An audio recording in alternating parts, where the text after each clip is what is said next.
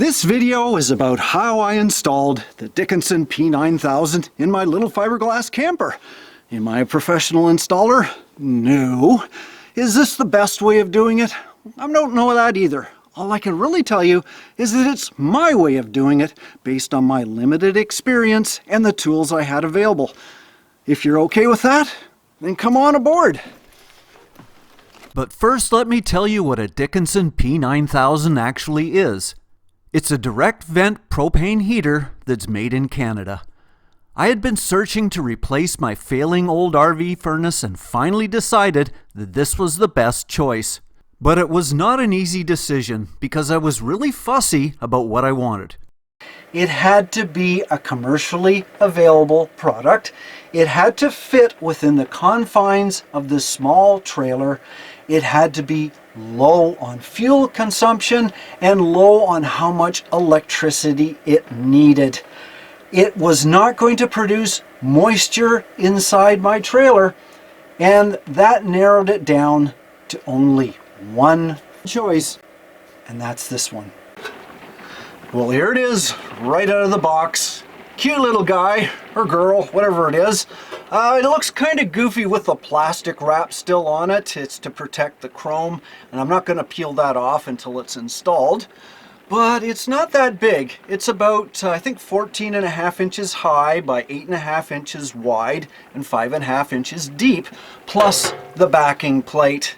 It is actually, it's got a few pounds to it. It's not super light, but, and that's going to sort of give me some thoughts as to where to correctly put it. And I don't have a lot of choices.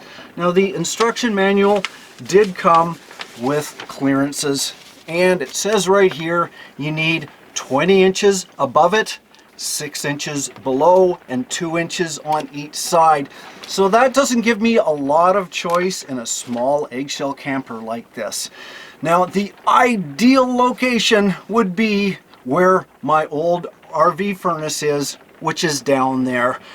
Unfortunately, that's just not going to happen. It is less than ideal. It's too low. It would be in the galley. The flue would be coming up right in my kitchen area. Not going to happen, and I'd lose a lot of storage as well. So let's go around and just see where it could fit. Let's start right behind me. Can't go where either of the windows, and there's a lot of windows actually. Can't go near a window, but it can go beside a window. Remember, it only needs 2 inches of clearance. Theoretically, it could go there, but it's not, because this is where I sleep and this is where my head would be. Don't want, a heater and flame right next to my face. Probably not a good idea. So this isn't going to be a good spot. However, let's go around the trailer and see if there's a better place. Well, how about this corner between the front window and the stove? Initially, I thought this would be a good location. However, it seems it's got its price being here. First of all, I'd kind of lose this seat, and especially if I ever have anybody over here, there's 2 seats in the front. I'd be dining by myself all the time, I guess. But the other thing is there's not enough space above. I'd have to remove this cupboard, and I don't want to do that either. So, and the other thing is it puts the heater so far away from where I sleep, which is the other side. If there was no other place, this might be it, but I don't think this is the one. Now, as far as this corner, absolutely not. This is my computer desk. This is where I do all my work. This is the exit. You don't want to have fire by an exit. And this area is where my shower is. And I want to stay clean, you know what I mean? So no heater here. There has to be somewhere else. So the final location is right here at the foot of the bed, in between these 2 windows, right like that. Now, this isn't too bad. I can get 6 inches below, and I can just barely get 20 inches above. There's enough room on the side, and that would mean, and I hate this, that I would be putting the flue up there, and yeah, drilling a hole in my ceiling. I've got no choice. Wherever I put it, I'm going to have to put a hole in the ceiling. And I think up here is probably one of the best places because it's between the awning and the solar panel. There's just a little window of opportunity. But I'm not going to do that first. I'm going to do that as the last thing because there's far more challenges than that. Now, if this was a van build or a cargo trailer or even a bigger RV, the next part is a breeze. You find a flat wall with support behind it and you bolt it up. However, this is an eggshell camper. It's fiberglass. There are no flat walls and there's nothing at right angles. This particular corner has absolutely nothing as far as support behind it. It's just the fiberglass, and the fiberglass is that thick. If I put this up like that and just bolted it, it would just rip right down immediately. What I need is some kind of support back here. Now I've got a piece of knotty pine, and that would fit well. That would be a good backing board for this. But what I'd have to do is put a support at the top, in the middle, and the bottom. Then I could fasten it on. Then I could put the heater on there.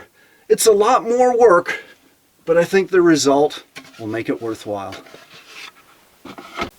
Now, before I put any supports, I've got to determine how high up the wall this needs to go.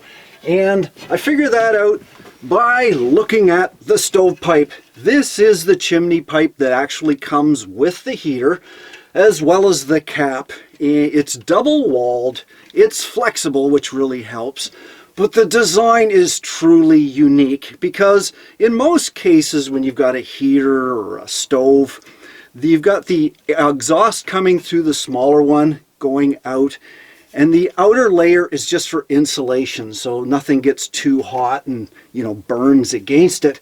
But Dickinson, the design is brilliant because what they have is, yes, the exhaust does go out through the smaller pipe and it goes out this bell here, but this bell is for air intake. The outer pipe actually brings air in so that the heater is not robbing the cabin of oxygen. It's all coming outside, and I only have to cut one hole to do both intake and exhaust.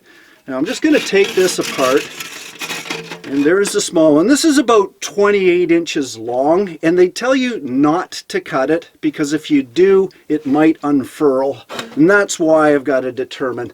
But here it is, and you see these little springs here? That's to keep the gap for the air intake even all through it. Wonderful design. But it's this part I need, and because it's flexible, I can bend it. I can't put the exhaust out right in this corner. There's no way I'd get a seal. It has to come up this way a little bit. So let's just set this up here, and I think something like that. Yeah, maybe a little bit, probably about there. Yeah, I think that would do it. Okay, I've got my marks. Time to get set and go.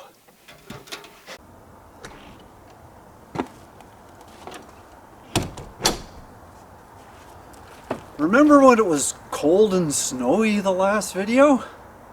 Not anymore. This is New Brunswick. It's always a good idea to shelter your camper when not in use. I use a fiberglass trailer cover made by Classic Accessories, which folds up into a duffel bag. But today I need to unfrock my camper to work on it. This is the rear right corner of my outback roof, and here marks the spot the chimney will exit. The first step was to cut into the fabric and insulation on the interior corner.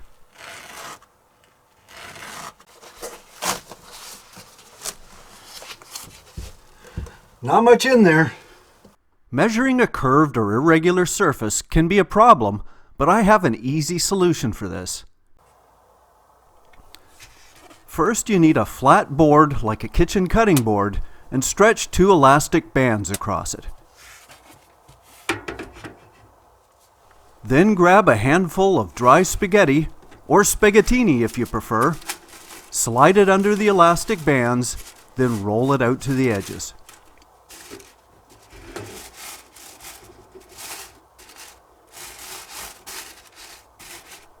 Make sure the pasta sticks out past the end of the board. Align the spaghetti with the area you want to measure, then gently push. The pasta takes on the precise shape of the corner curve. Using a felt pen or pencil, trace the edges of the curve to the surface you need to cut. Not only is this accurate, but you can eat the measuring apparatus when you're finished. So after some really careful sawing, I ended up with this. There's the spaghetti curve on one end, spaghetti curve on the other, and a spine piece in the middle. And I made this out of scrap 2x6s. It's a little overkill, but I think it'll work. Fits right in like that. So there we go, that's better. And by the way, I did level the trailer, make sure it was perfectly level before I started this, because I gotta make sure. And I think, yeah, right about there. Looks pretty good. So now I've got my back piece, I've got to secure it in place. First, I've got to clean up the fiberglass, make sure there's a good bond. Now I could use epoxy. I think a lot of people would use epoxy. I am not going to use screws. I'm not going to be putting screws from the outside. No holes in the fiberglass unless it's absolutely necessary, and I don't think it is. I will use gel epoxy as well as fiberglass resin to secure the support. I mixed the epoxy and applied it to the surfaces that will be in direct contact with the wall.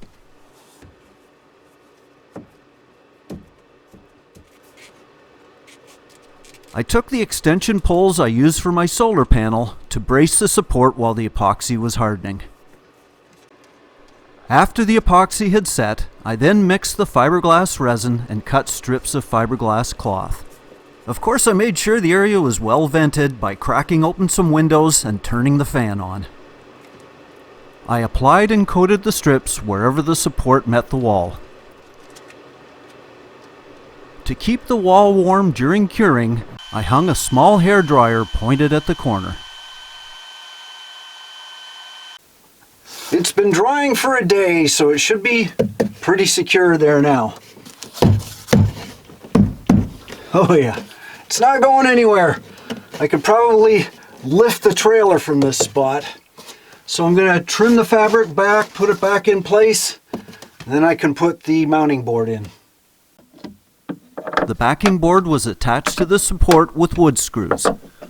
I decided not to glue it since I might change the design later on. Now I've just got that tacked up here for now. The exact position on this backing board will be determined by the stovepipe. And the exact position of the stovepipe is going to be determined by where I put the hole in the roof. I've delayed long enough. I've got to put a hole up there. Well, that's the spot. Marked an X. I really don't want to do this, but I have no choice. Here goes nothing.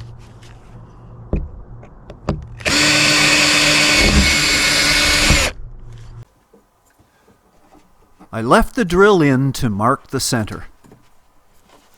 I used the heater mounting ring as a template to draw a circle, then cut out the fabric and insulation.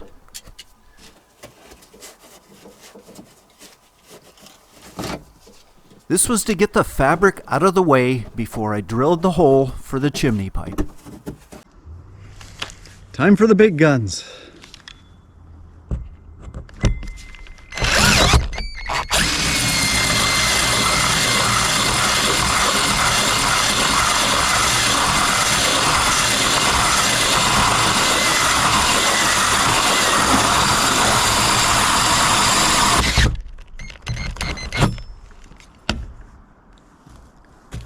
Here's the hole. Well, I'm not crazy about that. There's a big hole in my ceiling, and I can actually see daylight out there. Actually, I see clouds, which is even worse because it could rain. I better finish this up. To secure the cap, the Dickinson company assumes that there is something to grip on underneath, you know, like a 1/2-inch panel of wood or something. But this is a fiberglass camper. And I'll just show you. Here's the piece that came out from here. Look how thin that is. There's no way screws are going to secure on that. So what I have to do is I took a piece of plywood, and this is 1/2 inch, made a ring, and I have to secure that from the inside. That'll give something for the screws to secure to, and it's not going to fly away on the highway, which I wouldn't like. I coated the wood ring with epoxy from above as it was less messy, and used my extension poles to secure it until the glue dried. I think I should just be able to screw these in a little snugly. I don't think I need any additional seal because that rubber gasket should take care of it. But I do have one gripe with Dickinson. I mean, they make a good quality product, and it's a Canadian product. They should be proud. However, in the kit, they included these evil little things. Screws that are not Robertson, one of the greatest Canadian inventions, but are Phillips. Come on, guys. I had to go and get my own Robertson screws. I'm not going to use Phillips in this. Yay. I do have some national pride, you know. Well, that should do it. Just keep them snug. No reason to over tighten. Well, I no longer have a hole in my roof. I've got a dinner bell.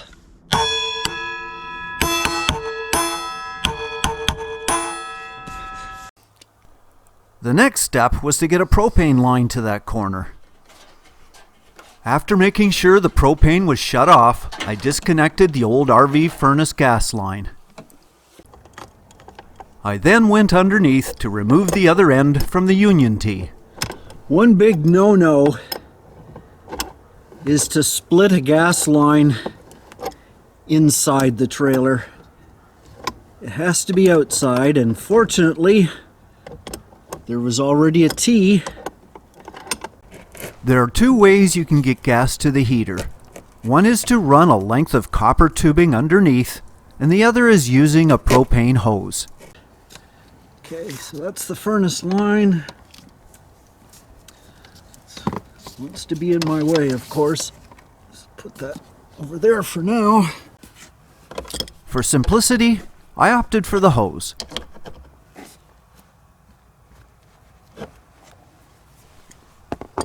Although Dickinson does have a low-pressure hose as an accessory, it was the wrong length, so I bought a CSA-approved braided steel hose from another supplier. It entered the cabin where the old furnace line was, and I just added a little foam around the hole. I routed the hose behind the galley and storage areas, but another hole was needed to bring it up into the corner.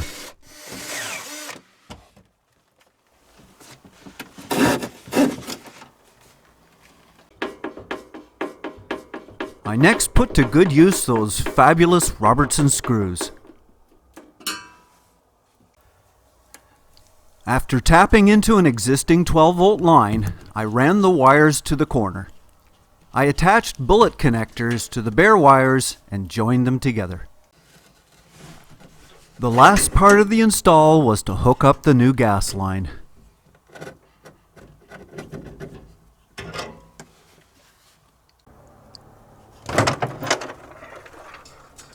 Time to open a valve and let the propane flow again.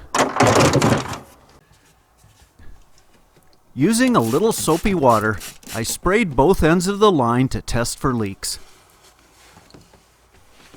No bubbles, all was good.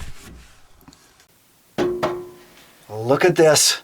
My Dickinson heater has finally been installed in my little camper, and it looks awesome. If you look at this, it just fits right in. You know, even the curve of the chimney pipe fits in with the curve of the wall. I love it. And it wasn't that difficult. I mean, yeah, putting it in this corner was a little bit of a challenge, but once I got the supports in place, the rest was pretty straightforward. The electrical I borrowed from a light over here, ran it behind the valance and in behind this fabric so you don't even see it.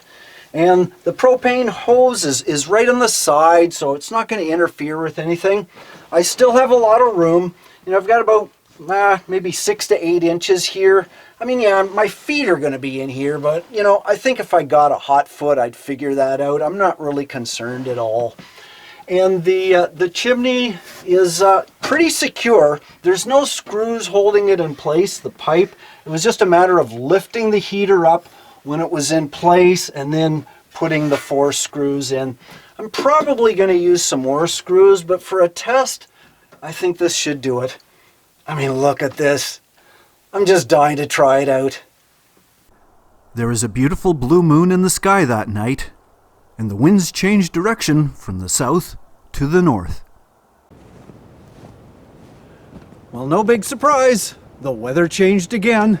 Snow's on the ground, and it's a lot colder, which is perfect for me to test out the heater.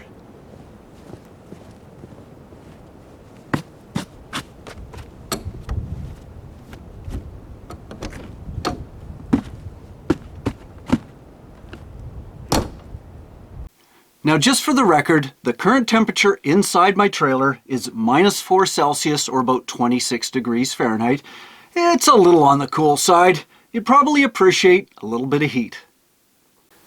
So this is the moment everybody's been waiting for, firing up the little heater. The instructions are pretty straightforward. First thing you do is open the door.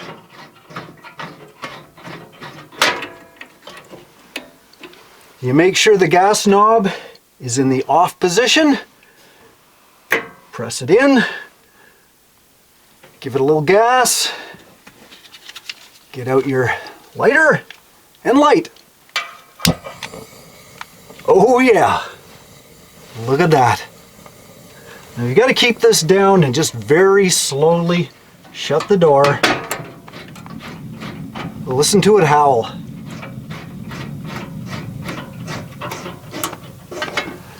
It takes about 15 seconds for the thermocouple to activate. I think that's about 15 seconds, so I'm going to let go. And it still works. Look at that. I have a flame. Turn it up a little bit. Now I haven't turned the fan on yet. Let me just turn that on. This is low. It's almost completely silent. I'm just going to increase that a little bit. I can hear it, but it's not annoying. And that's full. I can feel the hot air coming out of there. It vents out from this area. It just comes, this little hood is where the air comes out. It's very hot, dry heat. And the way I've got it positioned is going right towards the center of the camper and into the bed area, which I think is absolutely perfect. So let's heat up this little camper, see how long it takes.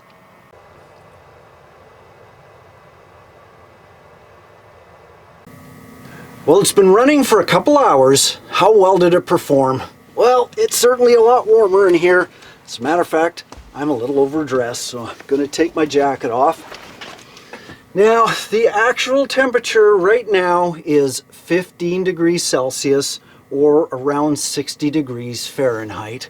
It didn't make it up to 70 degrees Fahrenheit or 20 degrees Celsius, but I think there's many reasons it didn't. First of all, I didn't insulate the windows. I usually have an insulation kit I put all over all the windows so that it's a little bit better in here. Didn't do that. I'm still in summer mode actually, and I haven't really done much to circulate the air. It's got the little fan, but I think if I had another fan, I think I could get it a little warmer around and not just have it rise up to the top there. So it did okay, but I think I can improve on it. So what are my first impressions of this heater? Well, first of all, I like that it's quiet. It purrs like a kitten. It's not going to keep me up at night, and it's not going to cycle on and off like my old RV furnace. It doesn't use hardly any electricity. It uses about 2 watts, and that's when the fan is on high. So if you're trying to conserve energy because you're off the grid and you're running on solar panel, you're not going to use much electricity. So that's another really good advantage. The propane, now I haven't found this out for sure, but the manufacturer does say that 1 pound of propane will last 5 to 7 hours, and that's really good. That's far more efficient than my old furnace was. And I do like the fact that it runs on propane, not diesel or not wood. Propane's a lot cleaner burn, and I can keep a 20-pound tank, which I do, right in the front. And by the way, my stove runs on propane, so it's the perfect fit for this little camper. Other things, well, I love its simplicity. I mean, it is so basic. In this world of computer technology where everything needs to run on a motherboard and get software updates and apps, this needs none of this. What you see is what you get, and it's got 2 controls, one for the fan and one for the gas flow. It's so basic, that's why I love it. It's the KISS rule. Keep it simple, slim. But the other thing is, if something should go wrong, there's a really good chance that I can fix it because it's so simple. Whereas, you know, other more complicated heaters, you'd probably have to either have a technician come in or get parts coming in. It's Canadian, so at least I can get the parts, if I need them, from my own country, and I really appreciate that. But the thing I like the best is the flame. You know, it's like having your own little fireplace in your camper right in the corner. It's mesmerizing, it's calming, relaxing. I mean, how could you not like that?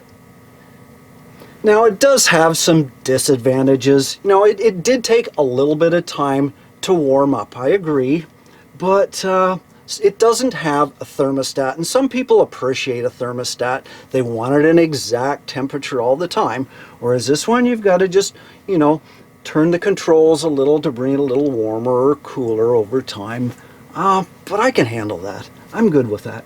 But other than that, I don't think there's much I could say. I mean, it's a little on the high price, I admit, but shop around, you'll get a discount. And by the way, I bought this myself. I have no connection with Dickinson whatsoever.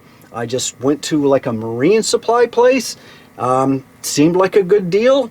Bought it just like anybody else. I don't get any special privileges, but I really do like it.